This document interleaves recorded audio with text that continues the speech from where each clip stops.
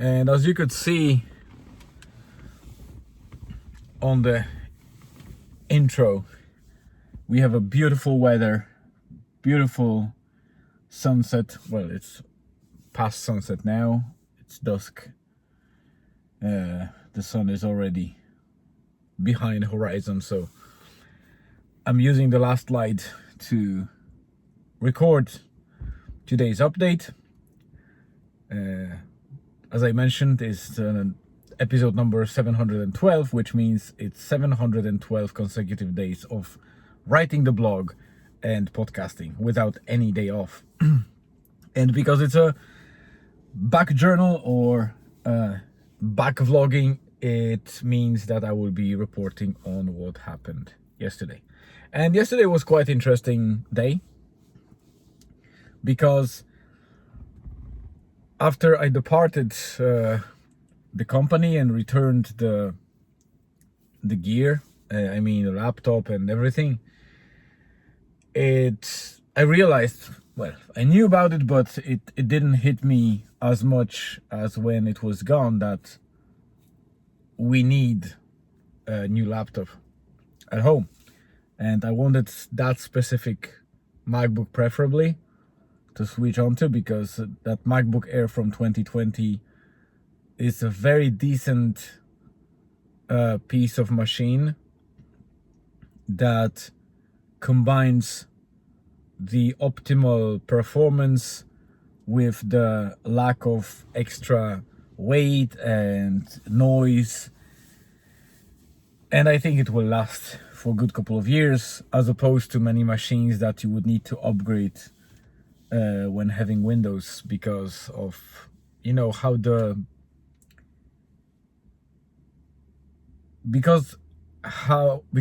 the Windows machines and Linux machines as well, but Linux is more optimized than Windows, in my opinion. It's much more mature system, maybe because it's one of the oldest, or at least it comes from the oldest systems that were on the market. And so is Mac OS, because MacBooks, even though they are on now Intel based infrastructure, they still operate kind of Unix type of system, which is based on a very thing that spun up many Linux editions. But the main, to not go into technicalities, and obviously I'm not an expert in that, but I know enough to understand why everything is happening, because MacBooks and in general Apple devices are a very closed system. So the disadvantage is basically that you have very limited options to customize it or run custom software on it. But that's in exchange for a closed system that is very much optimized, both hardware and software on top of it, to operate as efficient as possible. So that's a big advantage of Apple devices. On the other hand, you might have better specs and more abilities on devices like Windows machines based operating system, where you can basically customize whatever PC you want to create and install Windows on top of it and attach any devices to it.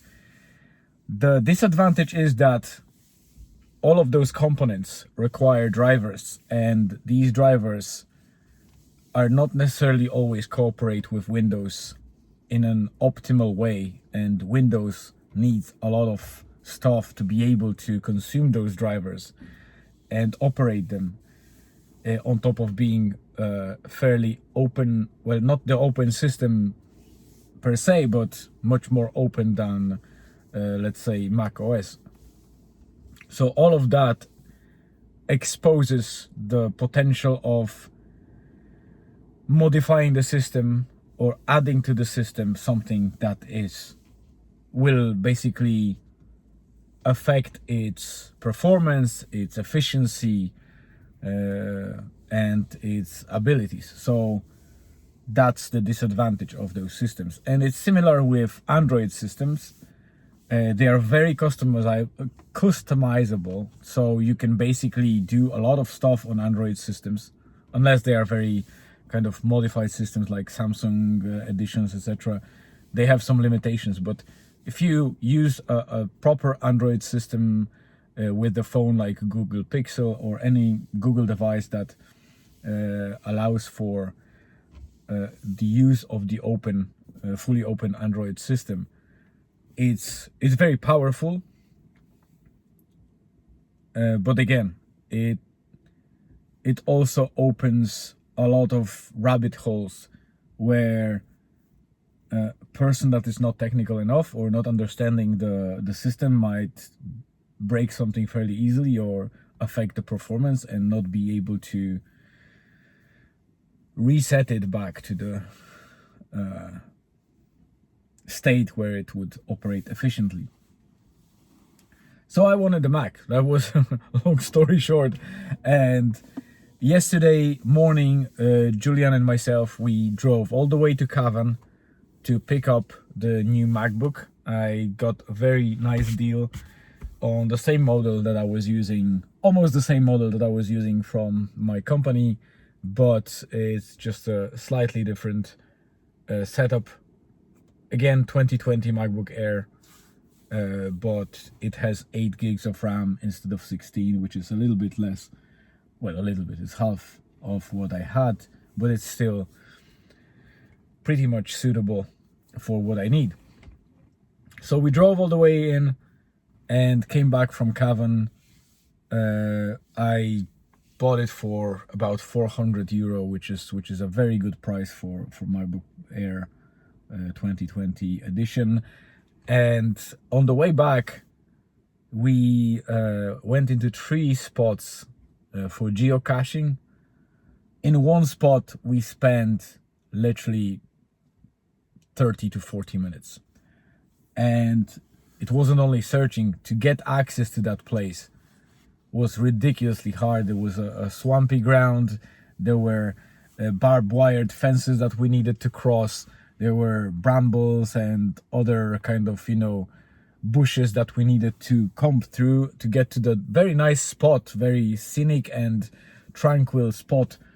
But, the way in was very difficult. And when we reached that, we spent about half an hour on searching, and we couldn't find the cache. So either it's gone or it's so well, hidden that we basically failed to find it. We returned a different way, much easier way. If we knew about it, we would probably use it on the way in. But yeah, it was an amazing place, and we will probably return to find it again. I wrote to the cache owner to verify if it's still there and if it's if that cache should be removed from the geocaching map. And while a little bit disappointed, we on the way back home we stopped at Pettigo. It's a border village between Northern Ireland and Republic of Ireland. And we found 2 caches. One of them was destroyed almost to the point that we were unable to record our manual kind of log entry, but we logged it in and made owner aware that it's in a very bad state and needs replacing. But the second one we quickly discovered, Julian discovered it, we logged ourselves in, and that was our geocaching journey. And then later on during the day,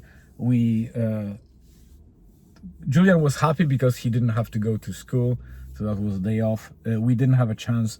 It was very bad weather in the morning, and Elizabeth couldn't take him in, obviously, because I took the car when driving to Cavan, so I decided to take him with me. So that was a day off for him, and when we returned, it was already past school time, so he enjoyed a little bit of gaming. And in the evening, we deployed Sona, which was a crazy evening. We went there with just a verbal booking for 4 people, and it turned out that we had full house for about 1.5 hours, which is great, obviously, for the business. but it was unexpected and we got decent revenue for yesterday. So that's really it from the updates. Thank you very much for being here. I always appreciate your time and effort in watching part of the whole thing or reading the blog. Remember that the blog is a little bit different. It sometimes complements the podcast and vice versa. So head on to www.bluntforcehealing.com and check this out. This episode, like any other, is embedded always on the same day within the blog post. So it's the best place to consume Blunt Force Healing project in a single central point. Have a great rest of the day, afternoon, evening, wherever you are on the globe. Stay tuned and see you again tomorrow.